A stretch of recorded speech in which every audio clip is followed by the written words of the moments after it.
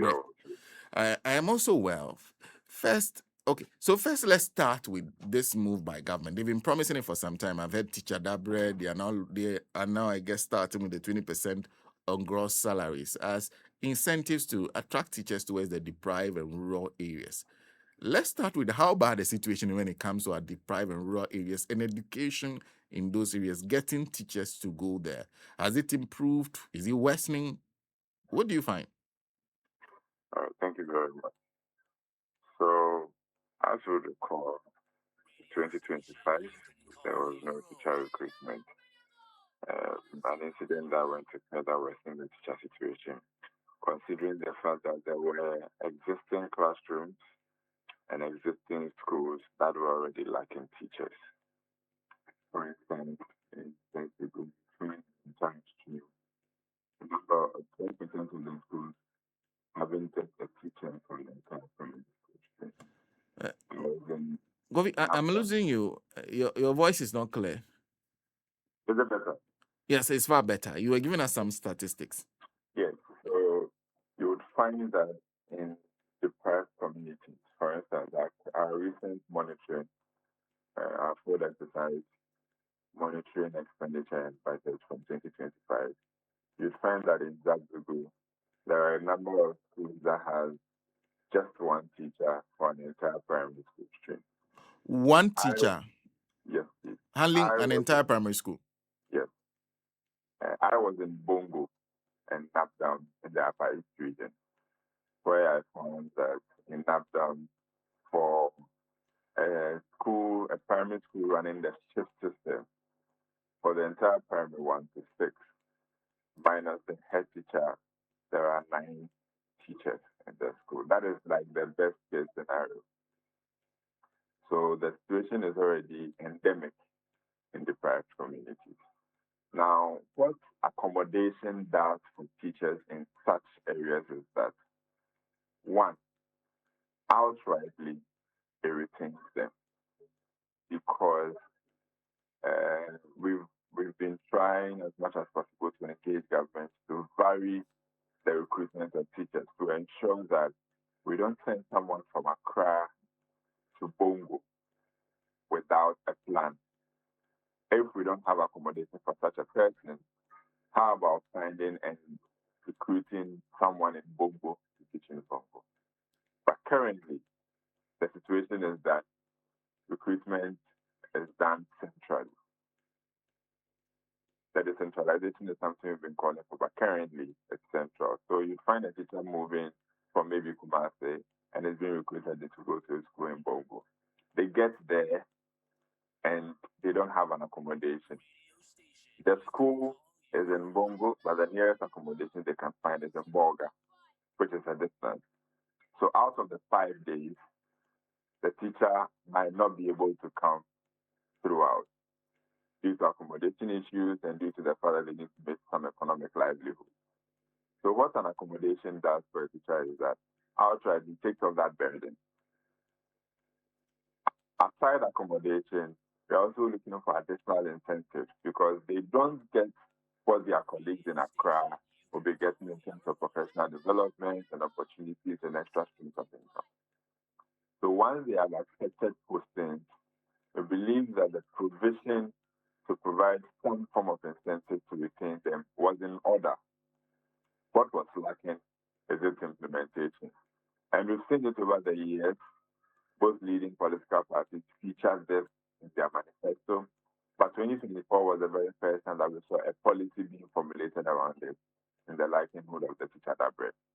So it's refreshing to see that it didn't just last as a campaign promise, and then we've seen significant budget allocation going into it from the 2026 budget.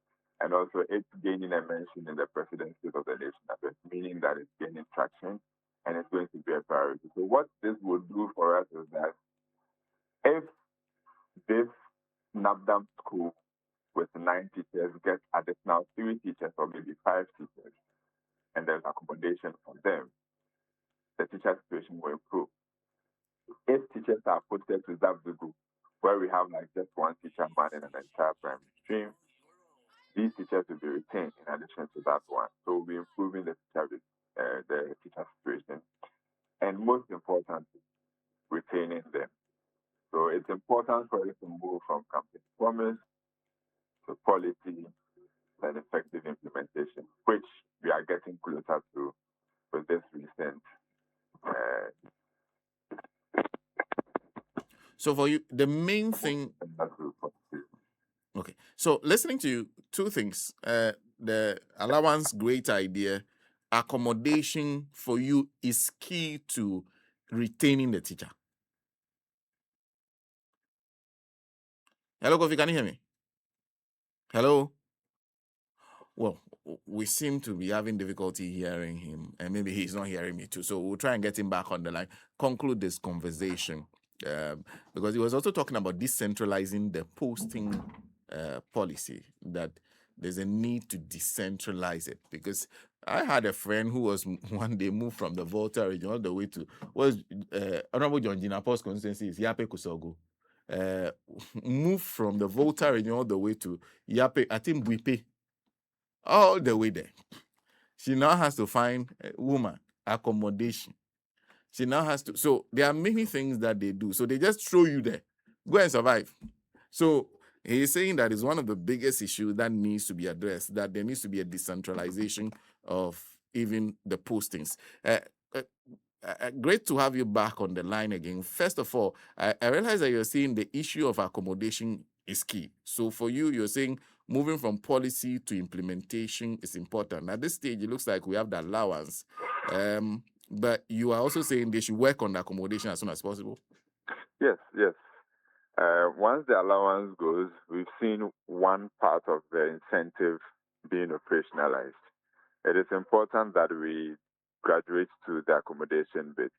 Because again, last year while we were monitoring the implementation of the previous medium-term development plan, I was in Ejura and I went to one of the communities, and it turns out sometimes teachers who are posted to such underserved districts, they go there.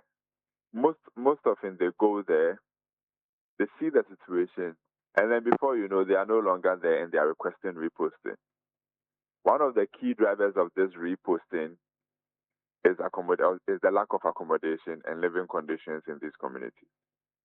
So the allowance would support, but then the stress of having to find accommodation needs to be relieved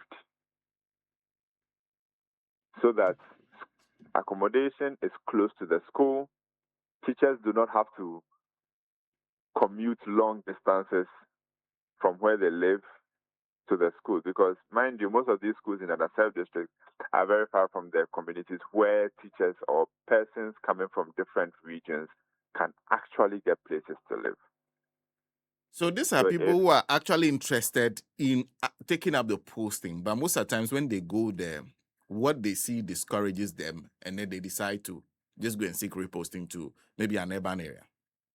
Definitely, exactly the case. So the few you find are the few very, very committed ones that sometimes live close to the communities where they teach.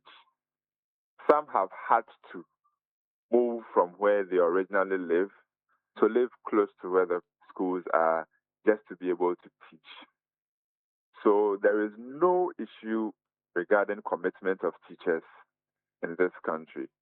We need to support that commitment. Yes, the allowance is in good direction.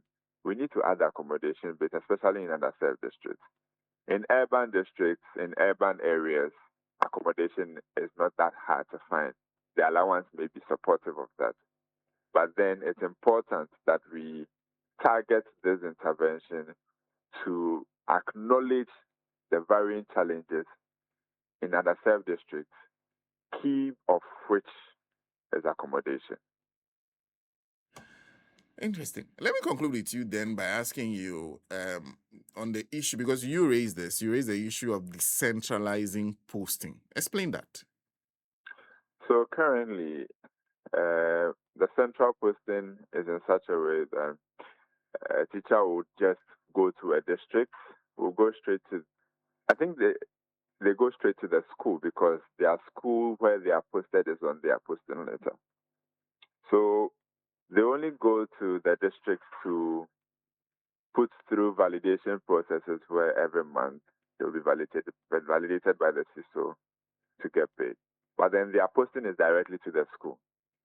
So a teacher goes to the school whether they are needed there or not. That is why you find in urban areas oversupply of teachers, and then in rural areas undersupply of teachers. Teachers are going where they are not needed. This is as a result of the centralized posting.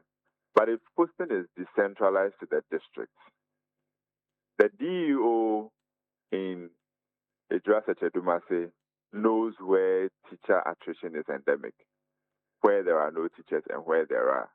So when the DEO in Eduwatch is posting, they will post teachers to where they are needed. For instance, the Edra Basic School.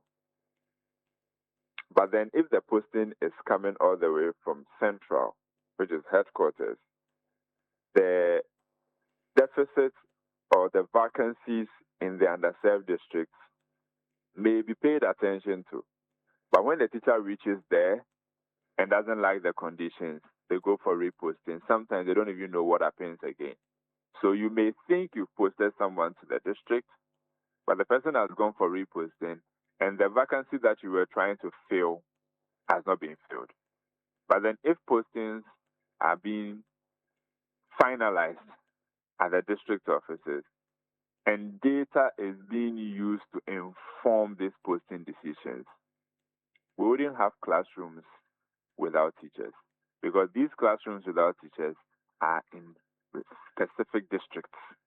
And these districts, as we are aware, declare the vacancies because currently the posting is central. But they wouldn't have to declare vacancies when teachers are brought to the district. Once the teachers are in the district given to them, they know the schools that need them.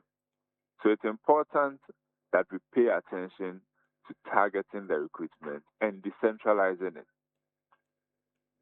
What GES headquarters would have to be strong on is the oversight and the supervision to ensure that nothing dubious is going on with regards to maybe validation and payment of the teachers. But we believe that headquarters doesn't have much of a business in facilitating the posting of teachers. At best, the district declares vacancies.